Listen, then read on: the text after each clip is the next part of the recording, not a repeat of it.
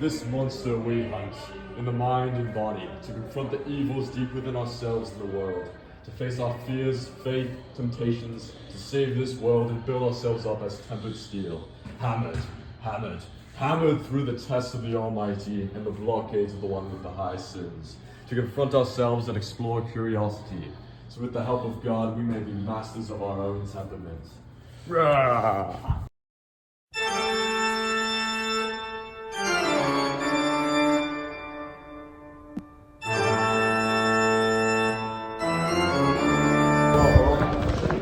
Hi, what's your name? My name is Jonathan Harker. And what's going on? I visited Dracula ISU English. I was on a business appointment. Soon I began to notice a lot of strange things about the host. I later ended up discovering that he was a vampire. Soon after, many tragic events like death began to happen around England, which brought together a small group who suffered from Dracula. And now we are currently training together to hunt him. Oh my god!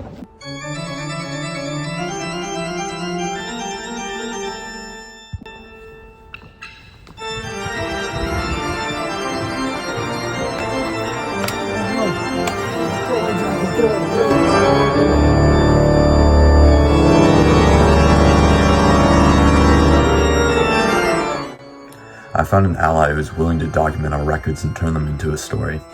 His name is Bram Stoker. He was born on November 8th, 1847, in Dublin, Ireland.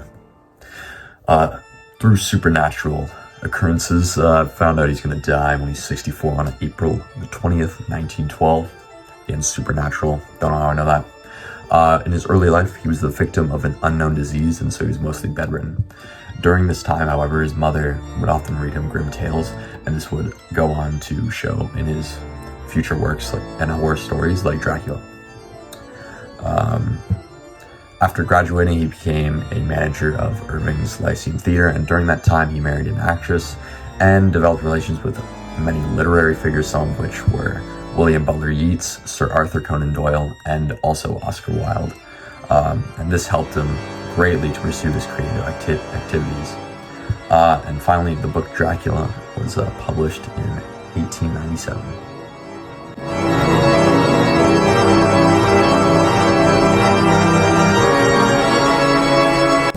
This is Dr. Seward's phonograph, entry 13.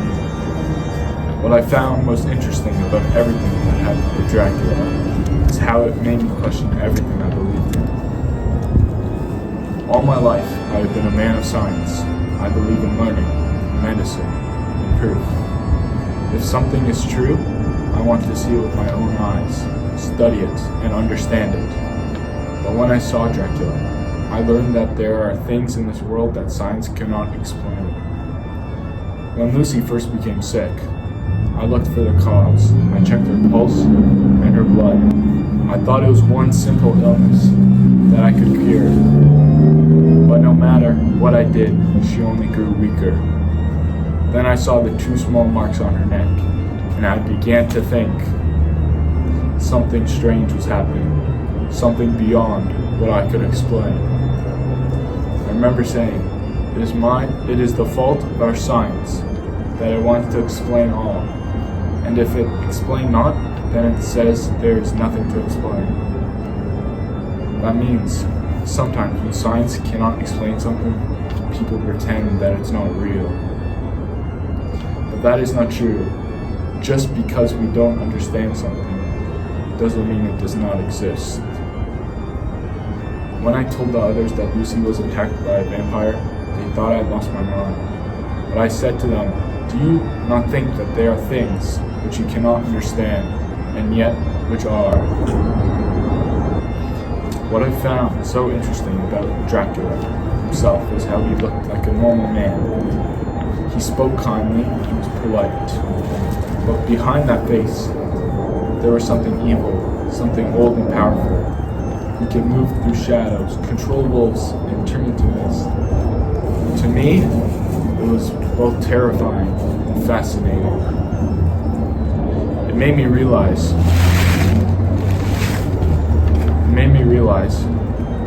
that sometimes the most dangerous things are the ones that look harmless. Dracula showed me that evil can hide in plain sight.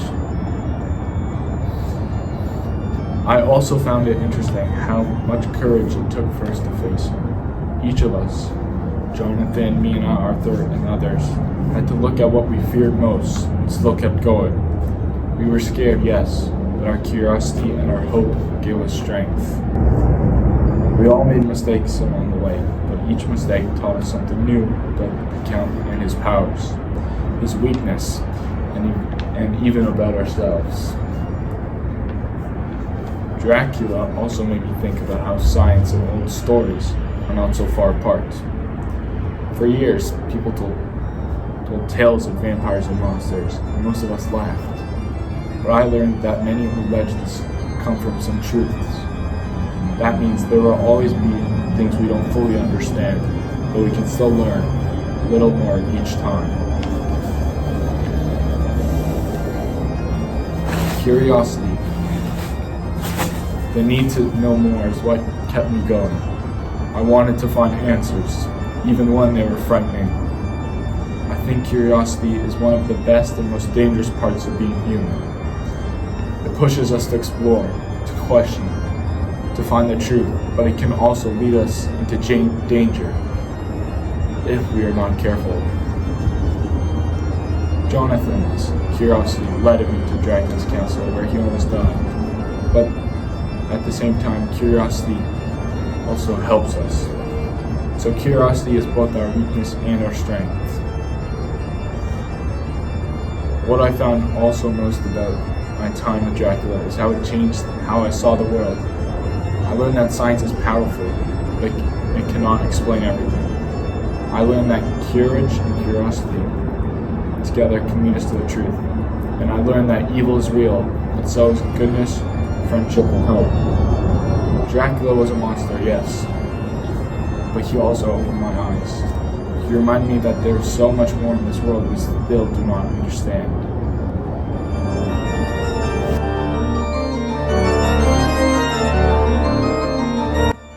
All of us feel some struggle of the self. It could be of restraint or repression, or faith versus doubt, or any list of many things. This challenge we all face forces us to confront ourselves of our darker, unresting desires. Dracula is symbolic of the nightmare, the worst side of our human nature that must be faced and conquered. He hides himself in society and looks to the plain eye dignified, when underneath he is monstrous. He seems learned, but really, he is savage. He cloaks these unattractive desires and qualities by appealing to the duality of man, an internal struggle of us all, which he himself has failed. Broken down, the driving motivations of the Count is of the want for power, immortality, and of sexual freedom, all temptations that must be put down. And so, fighting Dracula is to fight the nightmare within ourselves against the temptations and desires that we must all face and feed. Each of us handles this test in different ways. With Lucy, she failed to mature and instead chose to repress the challenges she faced. All of the problems with Lucy comes when she's asleep, when she represses the problems into a dream, a nightmare, and nothing more. And when she is awake, she cannot remember these dreams. As Brennan states, she does nothing to develop self-reliance or independent identity. The unconscious devours her represented by the invasion of Dracula. And what's more is her habit of sleepwalking, which references her loss of self-control. And this also happens when she is not awake. Her inability to remember these instances and her habit of sleepwalking reflect her lack of self-development. She feels affection for all three men who proposed to her, navigating the situation with some confusion, which hints at her repressed sexual desire, something that Dracula exploits. Lucy represses her underlying desires, so when it is exploited, it overwhelms her, so that eventually she turns into the complete opposite person from how she started, just like Dr. Jekyll. This is, however, starkly contrasted with the character of Mina. Firstly, the attack from Dracula is forced when Mina is awake, not asleep. Mina witnesses a pillar of cloud and fire, like that from Exodus which led the Israelites, except it turns into Dracula, symbolizing the invasion and power of his corruption. However, with this new connection forced onto her by Dracula, Mina uses it against him to help the team and therefore does not submit to his corruption, instead choosing to fight. As the plot progresses, the power over Mina becomes less and less, showing the effect of her defiance by confronting her corruption. Mina is also able to learn from her unconscious dreams, heeding the same strange dreams Lucy had as a warning instead of doing nothing. She's also invaluable to the team, both helping the group before her corruption and afterwards, as expressed many times, especially by Van Helsing. Brennan also points out that this expansion of consciousness enables her to integrate her animus. By doing so, Mina develops her identity by confronting her corruption through the interpretation of dreams and through actions taken to help the party. Finally, the group as a whole, especially Van Helsing, shows how they must confront themselves.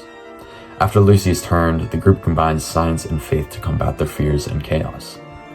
Lucy represents all the repressed desires the men face in full control, and so by killing her once and for all, they manage to also kill these symbolic temptations, sending her true, pure self to a better place.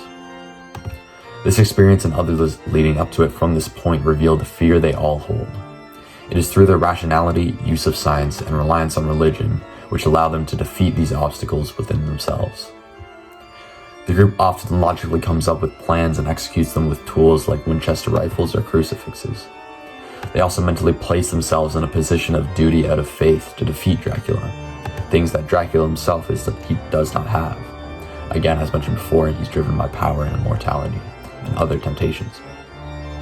These qualities are especially needed for Van Helsing when attacked by the three vampires, as he creates a holy ring as a shield to ward them off, which is a literal representation of his faith protecting him and others. Later, Van Helsing reflects over the vampires in their resting places, swooned so as to not complete his objective, driven by his own internal corruption and battle. However, he faces it, remarking where he sends these souls and heralded by the pitiful and woeful scream of Mina, which allows him to confront and overcome the challenge before him, so he relies on his friends and party and his faith to get the job done. To end, the confrontation of the self is always present, as shown by the deaths of some of the party, and when they all return to Dracula's castle some years later, unable and unwilling to forget the events which transpired. This shows the constant, continuous battle of internal struggle that they must face.